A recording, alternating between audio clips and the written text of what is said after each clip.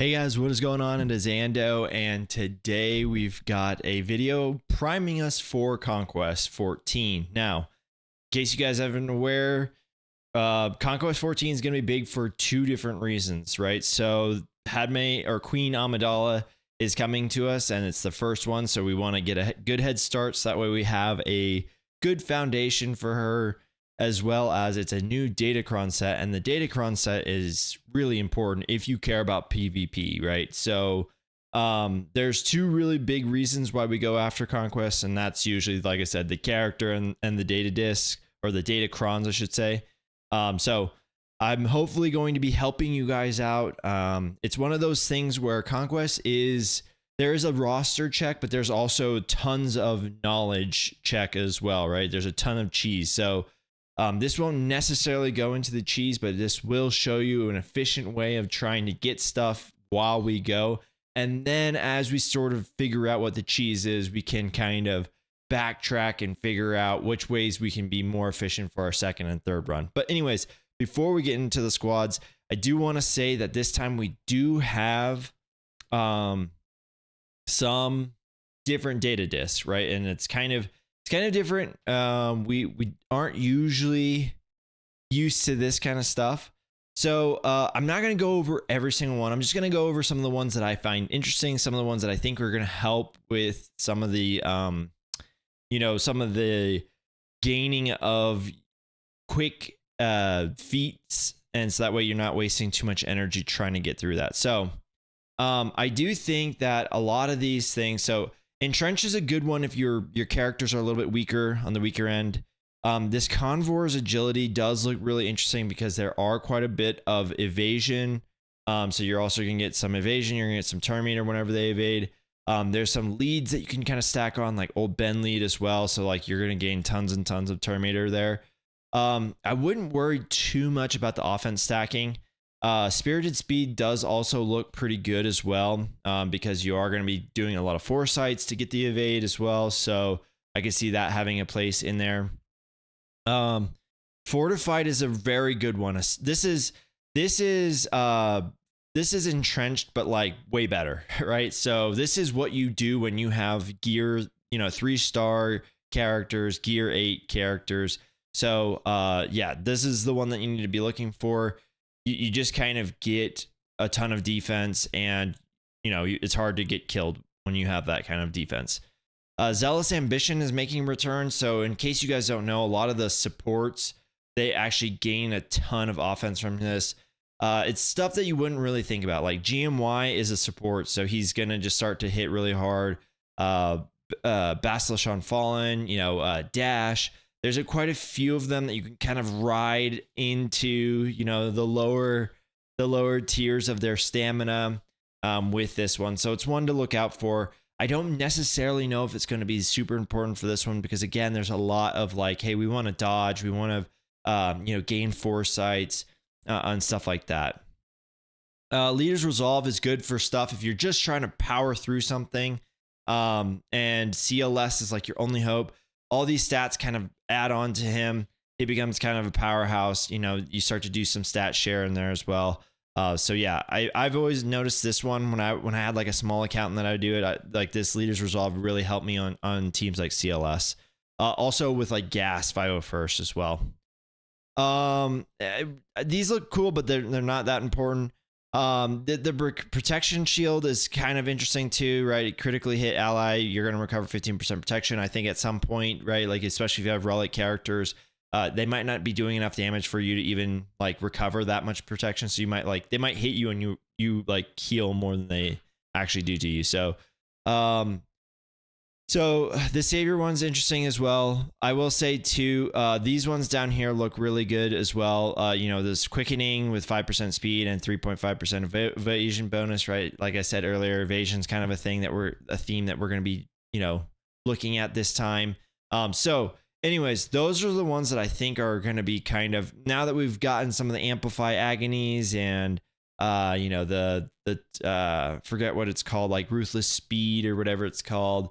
We're going to need to look for a new set. And so I think there are some quality ones in there, and hopefully you can kind of figure out what build works best for you with where your account is at.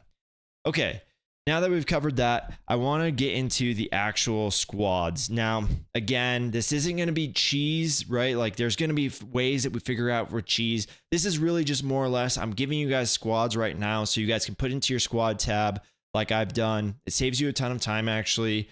And especially if you are a serious like PvP player, we're going to be rushing to Sector 4 so that way we can kind of get our datacrons underneath us. First week is usually datacron farming that you can match up with GAC. Second week is finishing out the feats, right? And so there's a lot of auto battles that you do in order to kind of get that done. It's a interesting way of playing Conquest, but it does work. So for globals, the one that there's a few of them, like there's one that's like just kill some B1s, right? That's not a specific team. Kill challenge path units, right? You're going to be doing that anyways. Right, so there's 40 galactic republics. Biggest or easiest one is if you have JMK here. If you do have Padme, right, if you can kind of keep her in like probably below Sector 3, you could get some good wins there, especially if you're datacron farming, in Sector 1 or whatever. I think Padme should be able to do that well. Another option is your Bad Batch. That's another good one. Gas 501st, right? If you don't have those teams, but if you have some sort of galactic republic, it is 40 battles, but it is also 15 banners. So kind of has to happen, I feel like. All right. So 20 Kelleran and 20 battles with Kelleran IG-12 surviving. The big key here is that there's actually like some play over as well. And both these squads, there's play over with other things, and I'll show you where. But yeah, this one, you've obviously got your Jedi. You'll just end up just killing with, the JML coin, and winning the battle that way. 20 is not that bad. Again, you can kind of do that. I would say like Sector 2, Sector 3. And I think there's some ways that we can probably fit this in as well in different ones. Now I am lucky I have, Bo-Katan, Mandalore. I do know that in the previous iterations that we had, like Armor Lead could get this done as well, like on the datacron farming node. So those are the globals that I looked at mostly. There's the STAP one too. I feel like not many people are going to be able to get the STAP kills, at least in this first iteration. Now, so the first section, I came up with this Jedi defense up armor, right? So armor pens. So these two give you, or armor shreds, I should say. These two give us armor shreds. If you don't have Jedi Knight Cal Kestis, you could go with the gas or something like that. And again, this is just Jedi kills, so it's not like full Jedi teams. These two both have defense up, so you could put also like GMY in here. So that way, this would be 5 defense up, 5 defense up, and then GMY spreading would be another 5, right? So all of a sudden, each one is 15, defense up as well. The thing is, just be careful with GMY. You're gonna need him in later sections, so you don't want to run his stamina out. Defense up here is another one, right? The Bad Batch, they kind of apply it quite a bit. There's 5 right here. He applies it on basic, so you get like 6, 7 maybe in a battle. Secret intel, right? There's really only one team. I mean, it could be many different teams. Just got to be BB-8 in there somehow. This is another one right here. I think this is a good spot for the 20 Kelleran IG-12. All these teams are going to run out of stamina. You don't really usually want to go below 50 or 70%. So, getting some of your Jedi kills in with, JML here, just calling the coin in on your Jedi, then you would also get counted for, your 20 Kelleran IG-12 battles as well. Okay, so then the next one is an evasion one. We also have to win with no attackers, and we also have to put Hellsteel. So I came up with this team right here. Visas Mars is going to give Hellsteel away with her middle ability, I believe it is. And then, so that's 5 right there. GMY can spread it out. That's 10 per battle, maybe 15 if you get lucky. The evades, again, the foresight spam between these two are going to help you evade. And then, yes, it's no attackers here. You need to land, I forget how many plague, but you could do it pretty easily if you find the right squad here with Marin, and then the Mother Talzin lead. And then another one, again, it's 40 GR. This can kind of fit in with that, with your global feat, but it also can fit in with you know, the evade, right? There's a lot of foresight spam that happens here with JMK. Okay, next one. I came up with droid kills. There's tons of teams that can kill, right, with Sortie, GG. You know, if you do have a good stat, this would be another spot where you could kind of try and cover some of those kills with that. We need to get 1000 momentum. You know, that's easy. You just go into any team that gets a lot of buffs, return meter, and you'll get the momentum pretty easily. Imperial Troopers is a great one. You just throw in even low level geared Tuskens. You throw them in.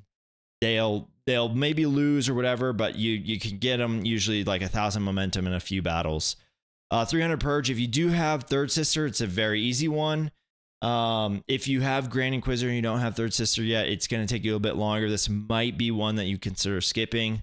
300 foresight. Again, this one's one that you might consider skipping. However, you know, it can, you know, this one specifically, there's quite a bit of foresight here. Like I said, you could probably get like 15, 20 per battle. And then, you know, with JMK, right, we have to get the 40 GR wins anyway. So if you get a few every single day on Sector 3, then, you know, you're going to get your 300 foresight eventually, right? So just some things for you guys to think about. All right, so we have IT ability block on this one. So, you know, Veers gives us an ability block here. Another one that does as well is Snow Trooper. If you guys do have him relic, I know I do. And if there's been times in the past where I've used cheese for him assisting every single time he doesn't assist, he pretty much like tries to apply a basic ability block. So it's pretty nice actually. So yeah, if you know, you're going to run out of stamina again. So maybe if you want to get a few IT kills here with your second, you know, Imperial Troopers team, more power to you. Just be aware that it is IT kills. So like Grand Moff, Dark Trooper Moff Gideon, he is going to not be an Imperial Trooper. So if you get kills with him, it's not really going to count. And then this one is another one. So stealth ability block and rebels, rebel wins here. So stealth here, I have R2, D2. I'm hoping that maybe we can get him to 3 translation stacks and he can kind of just keep spamming it. Obi-Wan Kenobi, he's got, you know, a mass ability block, so there's 5 right there off the bat. And then last but not least, right, there were some Inquisitor kills. So if you have Third Sister, it should be pretty easy. We don't have Amplify Agony anymore, but it should be relatively easy.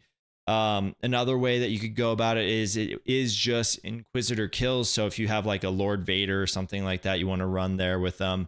So that way you can kind of weaken them all down, you know, maybe go into a Merciless Massacre with Darth Vader and then just kind of go around and get them all down with dots and all that good stuff. And then, you know, you've got 2, 3, 8, 4 different AoEs if you want to try and clean them up that way.